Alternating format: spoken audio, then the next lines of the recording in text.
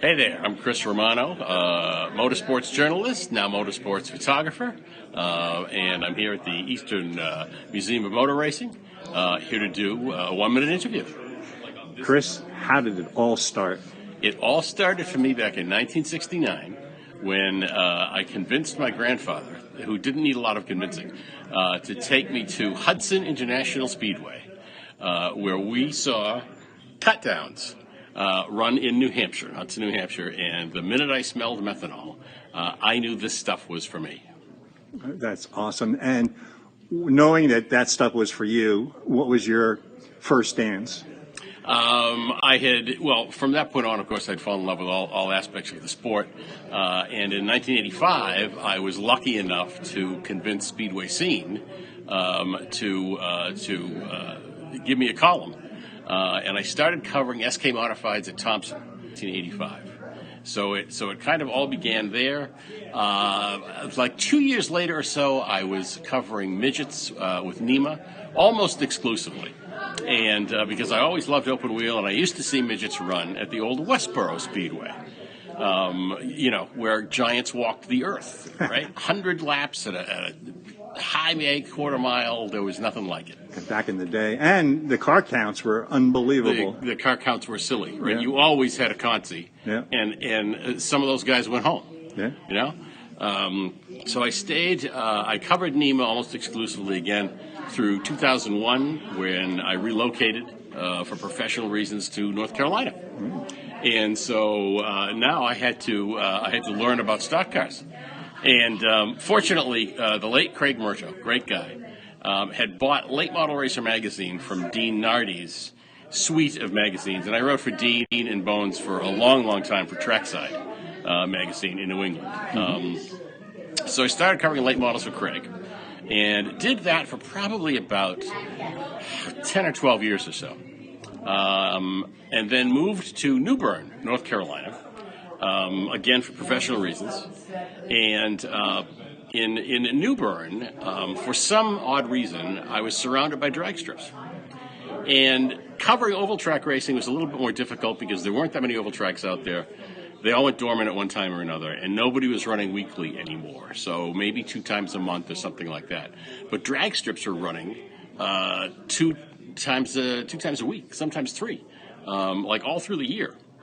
And I'm a gearhead, and right about that time, I decided it was time to stop covering late models.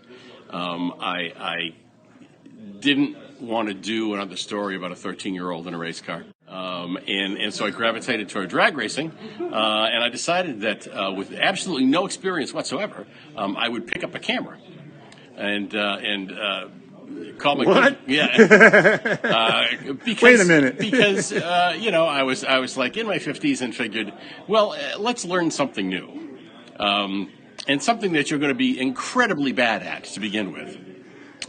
Called my good friend Mark Chavez, whom I had worked with a lot at Seekonk Speedway when we were doing video for the midgets. He's an accomplished photographer, gave me some advice, and I hung up the phone from him, and literally I called this place in New York that he gets all his equipment from.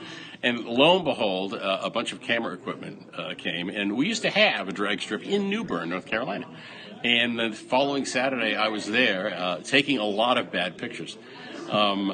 Fortunately, that I have progressed, so that I think I take some pretty good ones now. So you're kind of like a world-renowned photographer at this point, don't you think? I have had very good fortune in that many of my photos have gone on digital display, as you mentioned, in galleries around the world, and I still count myself as very fortunate and am still amazed.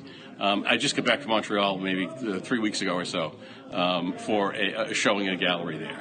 But by and large, I'm still taking pictures of fast race cars.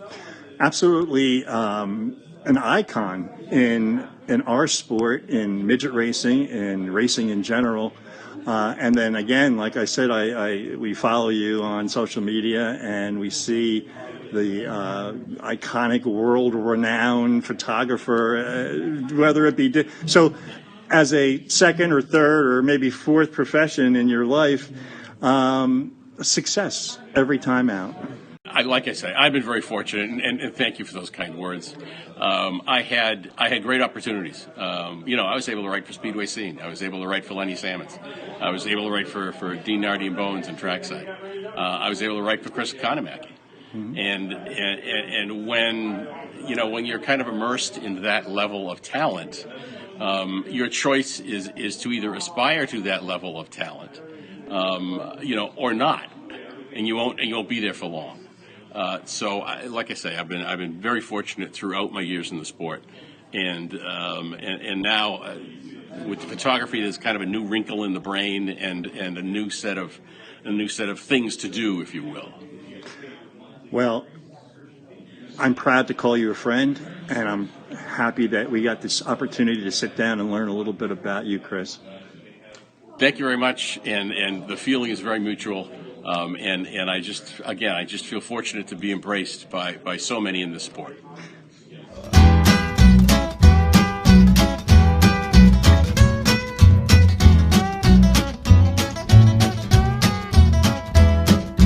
When I was a rover, met a fool.